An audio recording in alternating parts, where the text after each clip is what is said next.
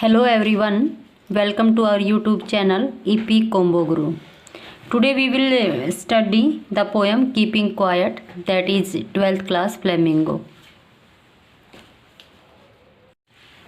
So let's start. Our poem is Keeping Quiet. Quiet means peace. This poem is written by Pablo Neruda. His real name is Neftali Ricardo Reyes Basolta, who was born in town of पेरेलिन Chile. यानी कि Pablo नरूदा था, ये उनका pen name है किनका, नेप्ताली रिचार्डो का. नेप्ताली रिचार्डो ने अपनी पोएम्स एक पेन, जो इस नाम से पोएट अपने किसी अलग नेम से, जब पोएट केवल पोएम लिखने के लिए ही, राइटिंग के लिए जो नाम अडोप्ट करते हैं उसको पेन नेम बोलते हैं. तो हमारे नेप्ताली रिचार्डो ने जो चिली में बोर्न हुए थे, जिनकी का बर्थ चिली में हुआ था, उन्होंने पैब्लो नरूदा के नाम से अपनी ये पोएम्स लिखी है. यानी सारी पोएट्री सेक्शन था उनका पैब्लो नरूदा के नाम से था. उनका रियल नेम नेप्ताली रिचार्डो था. Neruda's poems are full of easily understood images which make them no less beautiful. कह रहे हैं कि उन्होंने जो भी इमेजेस की हैं वो बिल्कुल जो नॉर्मल पीपल हैं, आम रीडर है, उनकी इन इमेजेस को अंडरस्टैंड कर सकता है. कह रहे लेकिन उन्होंने इजीली जो अंडरस्टूड इमेजेस का यूज़ किया है, उनसे ऐसा नहीं है कि उनकी जो पोएम्स हैं उनकी ब्यूटी में कुछ कमी आई हो. He won the Nobel prize for literature in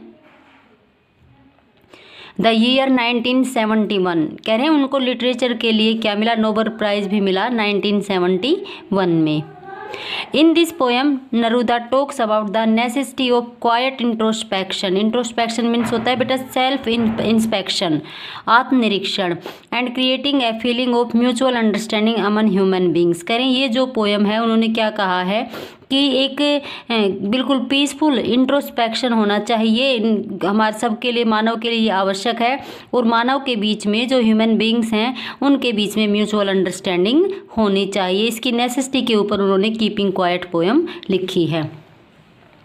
before you read, what does the title of the poem suggest to you. आपको ये अंडरस्टैंड करना है कि इस टाइटल से आप क्या समझते हैं. What do you think the poem is about, और अकॉर्डिंग टू यू ये पोएम किससे रिलेटेड है. चलिए अब हम पोएम की रीडिंग शुरू करते हैं. Now we will count to 12 and we will all keep still. For once on the face of the earth, let's not speak in any language. Let's stop for 1 second and not move our arms so much. It would be an exotic moment without rush, without engines. We would all be together in a sudden strangeness. Fishermen in the cold sea would not harm whales, and the man gathering salt would look at his hurt hands.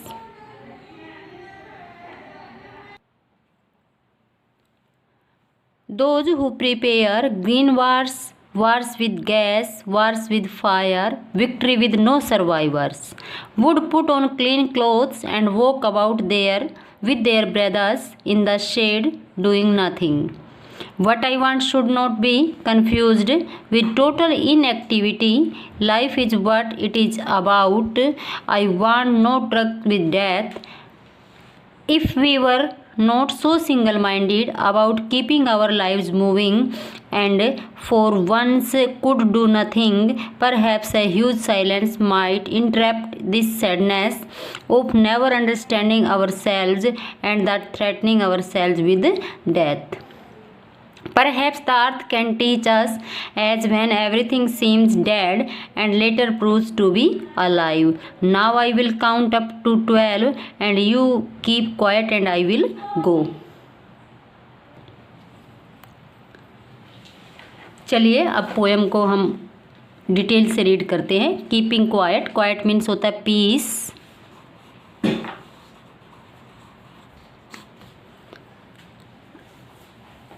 Now we will count to 12 and we will all keep still. Still means भी होता है peaceful. क्या कह रहे हैं, अब चलिए हम काउंट करते हैं 12 तक और उसके बाद हम सारे क्या रह जाएंगे, हम चुप रहेंगे सारे। For once on the face of the earth, एक बार के लिए इस अर्थ के ऊपर, let's not speak in any language, हम किसी भी लैंग्वेज में बात नहीं करेंगे, चाहे वो कोई भी लैंग्वेज हो, चाहे ब्रिटिश इंग्लिश लैंग्वेज हो, चाहे फ्रेंच हो, चाहे जर्मन हो, चाहे हिंदी हो, कोई भी हो, कह रहे उसमें हम बात नहीं करेंगे। Let's stop for 1 second, 1 second के लिए चुप रहते हैं। And not move our arms so much, और ना ही अपनी आर्म्स को बहुत ज़्यादा हम हिलाएंगे डुलाएंगे। कहने का क्या मतलब है, कह रहे एक बार शांत रह के देखते हैं, चुप रहेंगे। सबसे पहले जो लैंग्वेज है कि मेरी लैंग्वेज अच्छी है, आपकी लैंग्वेज अच्छी नहीं है, यानी करें बातचीत हम किसी भी लैंग्वेज में नहीं करेंगे। यानी कि ये क्या करें कि फर्स्ट टाइम एक बार हम एक देश से दूसरे देश के या एक राज्य से एक स्टेट से दूसरे स्टेट के डिफरेंस को हम भूल जाएंगे और चुप रहेंगे, ना ही अपनी भुजाओं को हम हिलाएंगे। इट मीन्स कि हम किसी दूसरे के को नुकसान पहुँचाने के लिए जो हम हथियार बनाते हैं, उन हथियारों को हम, या हथियार उठाते हैं, उन हथियारों को ना बनाएंगे और ना ही उठाएंगे। It would be an exotic moment, कह रहे मोमेंट बड़ा ही विलक्षण होगा। विदाउट रश, ना भीड़ होगी, विदाउट इंजन्स, ना इंजन होगा। We would all be together in a sudden strangeness, कह रहे अचानक ही एक अजनबीपन से हम क्या हो जाएंगे, सारे एक जगह इकट्ठे हो जाएंगे, ना कोई भीड़ होगी, ना कोई इंजन होंगे। अब कह रहे हैं जो ये मोमेंट है वो एक्जोटिक कैसे होगा, वो एक्जोटिक ऐसे होगा कि देखिए ना, जब हम एक जगह सारे इकट्ठे होंगे, इट मीन्स तो भीड़ तो होगी, उसके साथ में भीड़ होगी। और आज ये है, अगर हम सारे एक जगह इकट्ठे होते हैं तो किससे आएंगे, इंजन तो चलेंगे। लेकिन कह रहे हैं ये जो मोमेंट है ये एक्जोटिक इसलिए होगा क्योंकि वहाँ पर हम सारे फिजिकली टुगेदर नहीं होंगे, बल्कि हम सारे क्या है, जब एक साथ सारे हम चुप रहते हैं और आपस में इंट्रोस्पेक्शन करेंगे, सोचेंगे कि ये चीज़ें क्यों हो रही है, क्यों हम युद्ध कर रहे हैं एक दूसरे के साथ, क्यों एक दूसरे से नफरत करते हैं। तो कह रहे हैं अगर हम सारे सोच रहे हैं उस समय हम फिजिकली नहीं बल्कि इमोशनली एक दूसरे के साथ में टुगेदर होंगे, और ना ही किसी तरह की कोई भीड़ होगी, ना ही किसी तरह का कोई इंजन होगा। Fishermen in the cold sea would not harm whales, and the man gathering salt would look at his hurt hands. क्या कह रहे हैं कि जो फिशरमैन होते हैं वो क्या करते हैं, जब वो एक क्षण के लिए मतलब कोई भी क्या नहीं करेंगे, हिलेंगे नहीं, अपनी भुजाओं को नहीं हिलेंगे, तो कह रहे हैं वो किन को नहीं हार्म नुकसान नहीं पहुंचा पाएंगे। जब वो व्हेल्स को नुकसान, मछलियों को पकड़ेंगे नहीं तो इससे क्या नहीं होगा, इससे व्हेल्स को नुकसान नहीं होगा। And the man gathering salt would look at his hurt hands, और कह रहे जो व्यक्ति क्या करता है, साल्ट को इकट्ठा करता है या साल्ट के निर्माण में लगा हुआ होता है, जब उसको भी टाइम मिलेगा वो नहीं काम करेगा उस समय, तो उसको अपने हाथों को देखने का मौका मिल जाएगा। कहने का ये मतलब नहीं है कि फिशरमैन मछलियाँ पकड़ना छोड़ देंगे या जो साल्ट गैदर करते हैं वो आदमी साल्ट बनाना छोड़ देंगे। इसका कहने का ये मतलब है कि इसमें वो व्यक्ति जो अपने फ़ायदे के लिए दूसरों को नुकसान पहुंचाते हैं तो वो क्या करेंगे, करें उस समय वो जब हम सारे कीप स्टिल रह जाएंगे तो उस समय वो भी स्टिल हो जाएंगे, तो दूसरों को नुकसान नहीं पहुंचा पाएंगे। या फिर या क्या करें हैं कि जो दूसरों को अपने फ़ायदे के लिए जो काम कर रहे हैं, दूसरों को नुकसान जो पहुंचा रहे हैं, या जो केवल काम ही काम किए जा रहे हैं, जिनको ये नहीं पता हम ये काम क्यों कर रहे हैं, तो कह रहे उनको भी क्या करना पड़ेगा अपने काम के प्रति कि मैं ये काम क्यों कर रहा हूँ, मैं ये एक्शन क्यों ले रहा हूँ, उसके बारे में उसको भी सोचने का मौका मिलेगा। देखिए एक बार फिर से इसको हम देखते हैं। Fishermen in the cold sea would not harm whales and the man gathering salt would look at his hurt hands. क्या करें, जो फिशरमैन हैं वो मछलियों को नुकसान नहीं पहुंचा पाएंगे क्योंकि वो स्टिल हैं।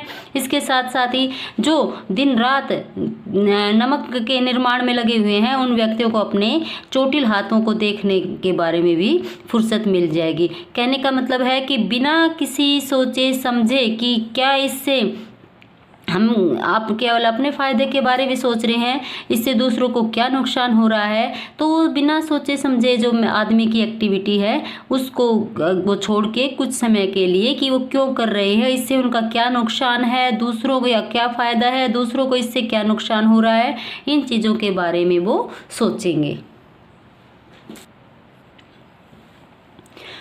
Those who prepare green wars with gas, wars with fire, victory with no survivors, would put on clean clothes and walk about with their brothers in the shade doing nothing। क्या कह रहे हैं कि वो लोग जो क्या करते हैं, जो परमाणु वार करते हैं, जो युद्ध गैस से और फायर से युद्ध की तैयारी में लगे हुए होते हैं, विक्ट्री विद नो सर्वाइवर्स, कह रहे हैं जीत तो मिल जाती है लेकिन उस जीत का जश्न मनाने वाला कोई नहीं मिलता। Would put on clean clothes and walk about with their brothers in the shade doing nothing, कह रहे हैं जब कीपिंग क्वाइट रखेंगे, इंट्रोस्पेक्शन करेंगे, जो ये इन एक्टिविटीज़ हैं जिनसे दूसरों को नुकसान हो रहा है, अगर उनको छोड़ देंगे तो कह रहे हैं वो व्यक्ति जो ग्रीन वार्स को प्रिपेयर करने की तैयारी में लगे हुए हैं, परमाणु युद्ध की तैयारी में लगे हुए हैं, कह रहे हैं उनको ये पता चलेगा अगर ये युद्ध हो गया तो वहाँ पर जीत तो मिल जाएगी लेकिन जीत का जश्न मनाने वाला कोई नहीं है। और जब वो उनको ये पता चल जाएगा कि हम इस युद्ध में क्या करेंगे, जीत का जश्न मनाने वाले कोई भी नहीं होंगे, यानी मानव ही नष्ट हो जाएगा। तो जिस प्रॉपर्टी के लिए, जिस चीज़ के लिए, जिस ईगो के लिए हम युद्ध कर रहे हैं, फिर उस युद्ध का क्या फ़ायदा, क्या करें। Would put on clean clothes, तो कह रहे हैं वो क्लीन क्लोथ्स पहन लेंगे। क्लीन क्लोथ्स का ये मतलब नहीं है कि उनके कपड़े गंदे हैं इसलिए वो साफ कपड़े पहन लेंगे, इसका मतलब ये है कि वो युद्ध जो ये ग्रीन वार से दूसरों की मौत का जो उनके ऊपर दाग लगने वाला था, जब वो सोचेंगे कि इससे हमें सर्वाइवर नहीं मिलेंगे, जीत मिल जाएगी लेकिन उस जीत का जश्न मनाने वाले कोई नहीं मिलेगा, तो वो क्या कर लेंगे, उस युद्ध को उस बारे में सोचेंगे वो, तो और वो युद्ध नहीं होगा। और वो युद्ध नहीं हुआ तो इसका मतलब कि जो जितने मौतों का दाग उनके कपड़ों पर लगने वाला था वो क्या हो गया, उनके सिर जिन मौतों का श्रेय जाने वाला था अब वो मौतें नहीं होंगी। एंड वो अबाउट विद देयर ब्रदर्स, और जिन भाइयों को, यानी कि इस संसार में जो रहने वाले लोग हैं आपस में हम भाई बहन ही तो हैं, तो कह रहे हैं फिर क्या करेगा, अब उनके युद्ध हो जाता तो उनसे वो कभी मिलजुल नहीं सकते थे।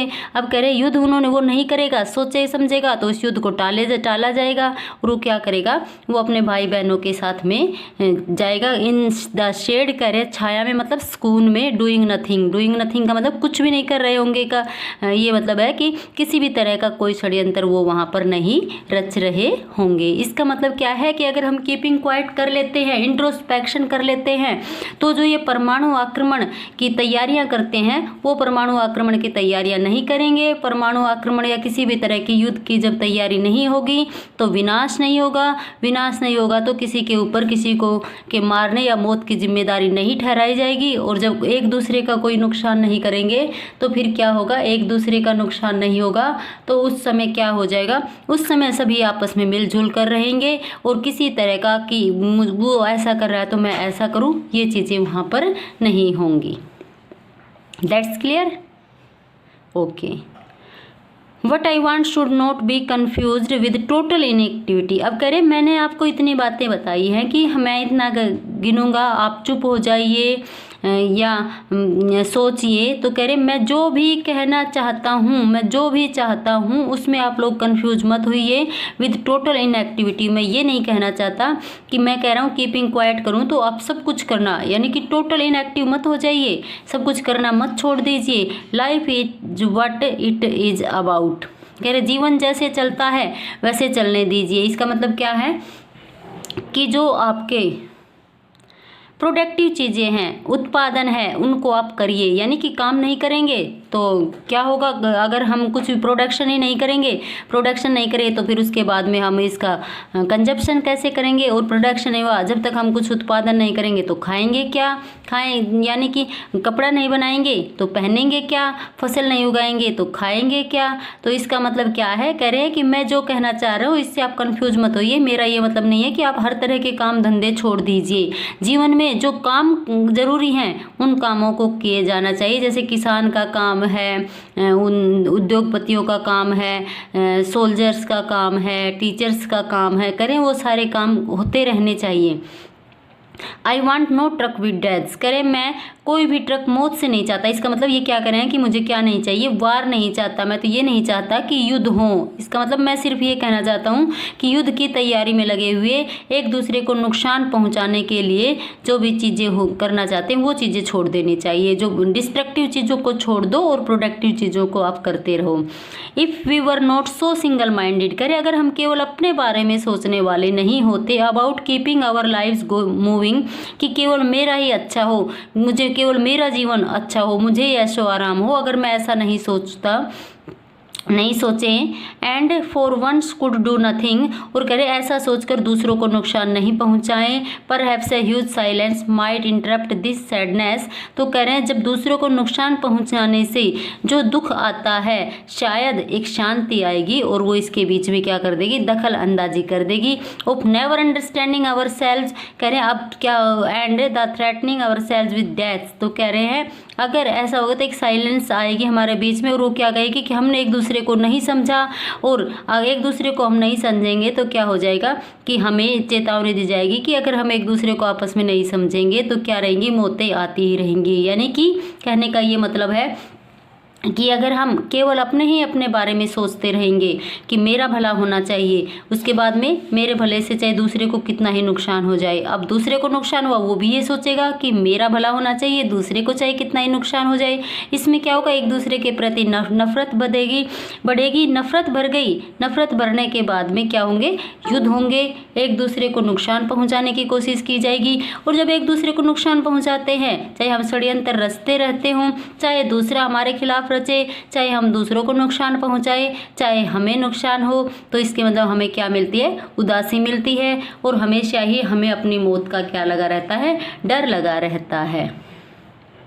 Perhaps the earth can teach us as when everything seems dead and later proves to be alive, कह रहे हैं शायद पृथ्वी है हमें क्या पहुंचा सकती है, हमें एक पाठ पढ़ा सकती, क्या पढ़ा सकती है कि हर चीज़ कई बार क्या होती है, डेड दिखाई देती है लेकिन कुछ समय के बाद में फिर से अलाइव हो जाती है। इट मीन्स क्या है, देखिए कि कई बार जैसे आप पतझड़ का मौसम ले लीजिए, सारे पत्ते क्या हो जाते हैं, हमारे झड़ जाते हैं, है ना, झड़ जाते हैं ना सारे पत्ते सारे पेड़ पौधे। यानी कि जब टाइम चेंज होता है, आपका जलवायु चेंज होती है, आपका मौसम परिवर्तन होता है, तो इसमें हम क्या करते हैं, हमें बहुत से चेंजमेंट देखने को मिलते हैं। तो क्या करें, जब पतझड़ आते हैं तो इसमें क्या हो जाता है, पतझड़ के टाइम पर सारे पत्ते झड़ जाते हैं, सब कुछ सूखा ही सूखा दिखाई देता है। लेकिन जब स्प्रिंग आ जाता है, बसंत ऋतु आ जाती है, तो फिर से वो चीज़ें क्या हो जाती हैं, फिर से वो चीज़ें सारी हरी भरी हो जाती हैं। तो करें इसी तरह से हमें पृथ्वी से सीखना चाहिए कि हमें ये नहीं सोचना चाहिए कि मुझे हमेशा क्या है, मुझे हमेशा मैं कुछ पाता ही रहूं, यानी मुझे सेटिस्फाई होना चाहिए, जितना हमें मिल रहा है वो सेटिस्फाई होना चाहिए कि अब हमारे मिलने का टाइम है। जब हमें कुछ नहीं मिल रहा होता तो हम ये सोच लेना चाहिए अब मेरे भाइयों को मिलने का टाइम है। तो इस तरह से हमें क्या मिल जाता है, फिर हम सोच लें कि प्रकृति है, देखिए अर्थ है, पृथ्वी है, कई बार उसकी सारी चीज़ें हमें सूखी सूखी दिखाई देती है, लेकिन मौसम के अनुसार वहाँ पर फिर सब कुछ जीवित दिखाई देने लग जाता है। Now I will count up to 12 and you keep quiet and I will go, कह रहे चलिए अब मैं 12 तक गिनता हूँ और अब शांत रहिए और मैं चला जाता हूँ। शांत रहिए का क्या मतलब है कि आप जो भी कार्य करते हैं उस कार्य को करने से पहले सोचिए कि इससे कहीं दूसरे का नुकसान तो नहीं हो रहा है, क्या मैं जो काम कर रहा हूँ वो सही कर रहा हूँ। यानी कि अपने काम का जस्टिफिकेशन खुद अगर हम कर लेते हैं, अपने काम को खुद अगर हम जज कर लेते हैं, तो इससे फिर क्या होता है, हमारे मन में कोई ग्लानि नहीं बच जाती, शायद हम नफरत करना छोड़ देंगे, शायद हम डिस्ट्रक्टिव चीज़ों को छोड़ देंगे और दुनिया में क्या हो जाएगी, शांति हो जाएगी। देखिए बेटा, खुद से बड़ा जज कोई नहीं हो सकता, और जब हम कोई काम करेंगे सोच समझ कर अगर कोई काम करते हैं, देखिए गुस्से में आकर, चाहे कोई हो नफरत में भर के या बिना सोचे समझे कोई भी हम एक्शन करते हैं, तो हो सकता है कई बार तुक्का लग के वो एक्शन हमारा सही हो जाए, बल्कि हर टाइम वो हमारा सही नहीं होगा। और गुस्से में लिया गया डिसीजन तो कभी सही होता ही नहीं है।